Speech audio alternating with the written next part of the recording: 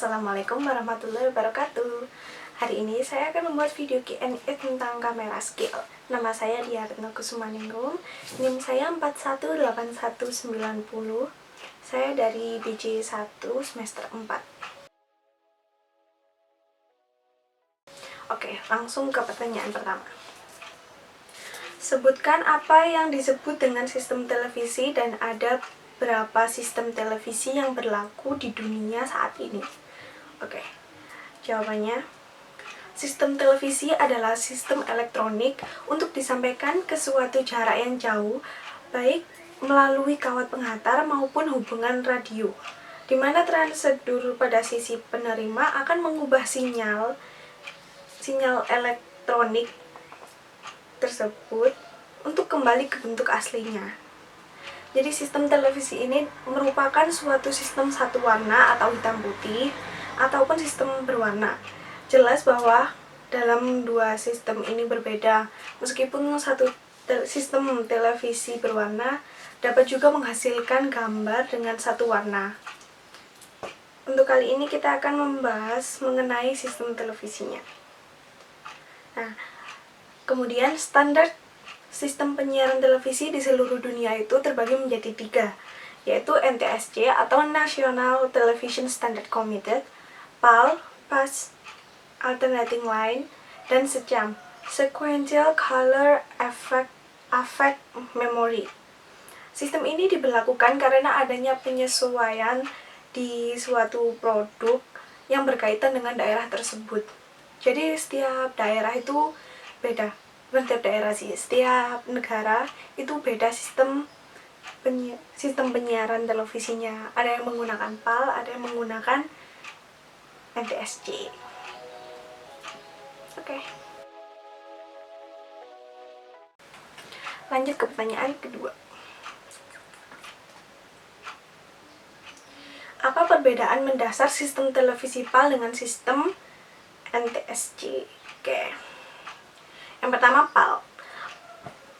PAL itu adalah encoding warna yang berfungsi pada televisi broadcast. Apapun pengertian dari PAL adalah encoding berwarna yang berfungsi pada televisi broadcasting. Kepanjangan dari PAL sendiri yaitu Post Alternating Line yang berguna pada garis alternasi fase. Adapun jumlah baris yang terdapat dalam PAL yaitu 625 baris dan dengan penayangan sebesar 25 frame per detik atau FPS. Terus kalau NTSC adalah National Television System Committee yang berarti standar transmisi pada negara-negara tertentu.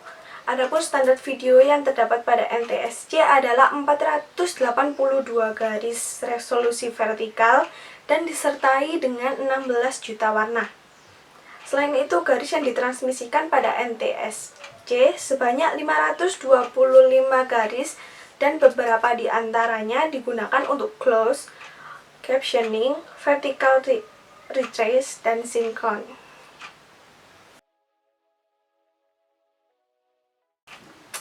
Pertanyaan ketiga. Berikan penjelasan aspek radio pada televisi dan sebutkan ada berapa jenis. Oke. Dalam sebuah video atau televisi itu dikenal dengan pixel aspect ratio. Ini berarti dalam rasio perbandingan lebar dan tinggi dari sebuah pixel sebuah gambar. Jadi frame aspect ratio ini menggambarkan perbandingan lebar dengan tinggi yang dimensi frame sebuah gambarnya. Frame aspect ratio ini menggambarkan perbandingan lebar dan tinggi pada dimensi frame sebuah gambar. Jadi, televisi konvensional atau televisi tabung CRT memiliki frame aspect ratio dengan perbandingan 4:3. Jadi TV-TV zaman dulu itu yang kotak tabung itu pakai sistem ratio 4:3. Kan agak kotak juga kan. Ini berarti 4 untuk unit lebar dan 3 untuk unit tingginya. Jadi lebarnya ini 4, tingginya ini 3. Oke, sedangkan televisi generasi digital plasma atau dikenal dengan sebutan televisi berformat widescreen memiliki frame aspek ratio perbandingan 16:9. Gambar yang dihasilkan adalah melebar bergaya panorama, Meminjam istilah dengan dalam teknik fotografi. Sebuah video dengan frame aspek ratio perbandingan 4:3 terlihat normal jika dimainkan pada televisi yang mempunyai format perbandingan 4:3. Akan tetapi, jika dimainkan dengan televisi plasma dengan format ratio 16:9, maka gambar akan mengalami distorsi, yaitu gambar yang ketarik secara horizontal. Oke. Ini maksudnya kalau TV zaman dulu kan gambarnya kan pas frame gitu kan. Kalau kalian pakai TV HD yang sekarang itu yang agak lebaran, itu pasti gambarnya kan kayak ketarik gitu kan. Itu berarti di widescreen dibikin ratio 16:9 kayak layar HP ini. Ini pakai perbandingan 16:9. Oke. Nomor 4. Apa yang dimaksud dengan pengertian produksi acara? Oke. Produksi acara merupakan perencanaan yang sangat penting dalam proses pembuatan sebuah program acara televisi. Melalui perencanaan yang akan membuat proses produksi menjadi mudah dan efisien. Proses produksi melibatkan banyak individu, peralatan, biaya yang tidak sedikit. Perencanaan bisa menjadikan jalannya proses produksi menjadi rapi. Oke, menurut Gerald Millerson, Standard Operational Procedures atau SOP dalam tahapan produksi dibagi menjadi 3. Yang pertama adalah praproduksi, yaitu sebuah tahapan awal perencanaan dan persiapan rangkaian produksi. Meliputi yang pertama penemuan ide dan gagasan. Yang kedua, pembuatan naskah dan treatment melalui pengembangan gagasan dan riset. Yang ketiga, perencanaan awal melalui planning meeting mengenai hal teknis seperti tata cahaya, tata suara, stage, make up, wardrobe, dan fasilitas teknik lainnya. Yang keempat adalah casting atau menemukan talent yang tepat untuk acara program, blocking, dan penyempurnaan naskah. Kemudian perencanaan teknis seperti pemilihan kamera, grafis, dan budget. Jadi itu harus direncanakan di awal di praproduksi. Selanjutnya adalah membuat rehearsal script yang memuat secara detail tentang setting, karakter, dialog, dan adegan para talentnya. Kemudian pra-studio rehearsing meliputi briefing kru, reading pemain, dan pengadegaan sesuai treatment. Kemudian rancho, di mana rehearsal dilakukan di studio sesuai urutan naskah. Selanjutnya adalah produksi. Produksi ini adalah pengarahan acara pemimpin jalannya produksi, bekerjasama dengan semua kru dan talent yang melibatkan masing-masing kru melaksanakan tugas dengan rundown yang telah dibuat. Jadi ini kru-krunya itu melakukan apa yang sudah direncanakan di praproduksi. Nah, yang ketiga ini adalah pasca produksi.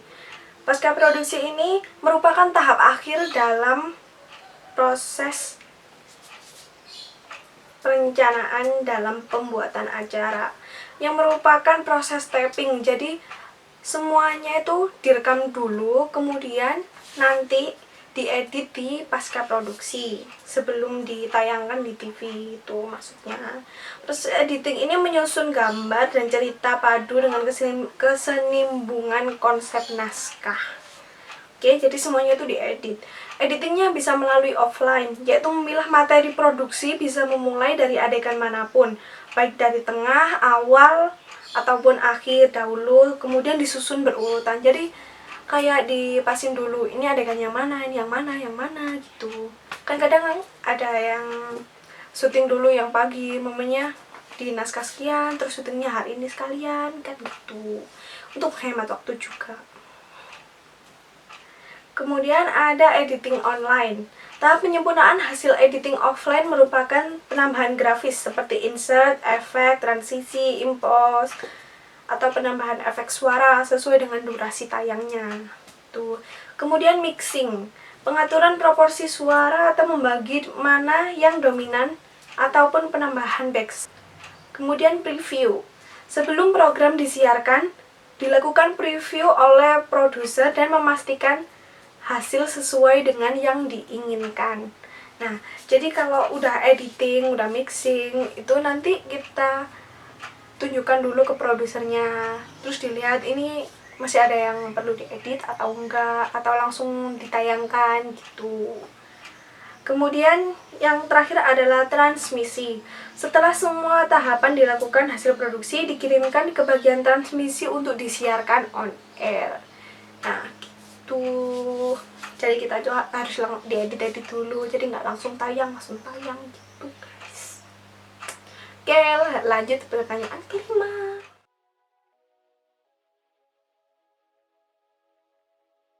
Eksekutif produser adalah orang yang memprakarsai, bertanggung jawab, dan secara keseluruhan atau memiliki modal produksi paket acara. Jadi acara yang kita buat itu semuanya dimodalin oleh eksekutif produser. Selanjutnya adalah produser, yaitu orang yang dipercayai oleh eksekutif produser untuk melaksanakan ide atau gagasannya. Eksekutif produser dan produser ini dapat dirangkap menjadi satu orang. Jadi eksekutif produser dan produsernya itu bisa jadi satu orang aja, atau kalau mamanya orangnya agak sibuk atau mempunyai pekerjaan lain, itu bisa diserahkan oleh produser. Kemudian adalah direktur. Direktur adalah pengarah acara atau sutradara, yaitu seseorang yang bertanggung jawab penuh atas teknik produksi dan memimpin jalannya produksi. Selanjutnya adalah writer, yaitu penulis naskah atau pemilik ide cerita. Audio director adalah seorang yang bertanggung jawab mengenai konsep dan sistem teknik audio. Jadi, untuk seluruh audio yang ada di acara tersebut diatur oleh audio director. Setelah itu, lighting director. Ini adalah orang yang bertanggung jawab mengenai konsep dan teknis pencahayaan. Jadi biasanya kan ada orang yang ngatur cahaya itu dari sini. Nah, itu namanya lighting director. Kemudian gaffer. Gaffer adalah penata cahaya. Nah, ini bedanya dengan lighting director adalah gaffer ini bagian atau orang yang menaruh tata letak cahayanya. Jadi kayak lighting director itu seperti ketuanya, terus gaffer itu kayak anak buahnya. Kemudian adalah set designer. Adalah orang yang merancang atau membuat set dekorasi. Kayak yang di talk show itu biasanya kan ada beberapa studio. Nah, itu adalah tugasnya set designer. Kemudian set construction adalah orang yang bertugas membangun konstruksi set dekorasi. Jadi desain yang ada di talk show itu diset atau dibuat oleh set construction. Kemudian graphic coordinator. Koordinator ini adalah untuk membuat atau menyusun kebutuhan grafis seperti pembuatan poster atau cover yang ada di sebuah acara gitu, yang biasanya buat iklan gitu loh. Itu tugasnya graphic coordinator. Kemudian technical director adalah penanggung jawab keseluruhan tentang sistem teknik produksi dan peralatan-peralatan yang ada di studio. Selanjutnya yaitu talent. Talent adalah orang yang bertanggung jawab mengenai talent atau pemain. Jadi talent itu pemainnya yang ada di studio atau biasanya yang in frame itu kayak aktor-aktornya gitu. Setelah itu kamera operator, yaitu juru kamera atau kameramen. Kemudian video operator, yaitu juru operator gambar. Itu hampir sama kayak kameramen ya, cuman fokusnya lebih ke video dan membawa kamera HD biasanya. Cover atau running man, yaitu pembantu umum dalam sebuah acara tersebut. Itu biasanya kayak yang mengarah-ngarahkan, talentnya masuk, talentnya keluar, atau nanti schedule-nya kayak gini itu. Itu namanya running man atau membantu dalam kameramen atau lightingnya gitu. Yang terakhir adalah switcher. Switcher adalah orang yang bertanggung jawab memilih gambar di ruang subcontrol. Biasanya diperintah oleh direktur. Nah, ini biasanya kan ada beberapa kamera dari sisi kanan, depan, dan sisi kiri atau dari depan samping. Nah, itu fungsinya switcher adalah kayak mengatur kamera mana yang akan dimunculkan di televisi saat itu berlangsung. Jadi namanya berapa detik pertama itu pakai kamera yang long shoot, terus kemudian ada yang close up, terus yang dari sana ada yang samping gitu. Itu fungsinya switcher.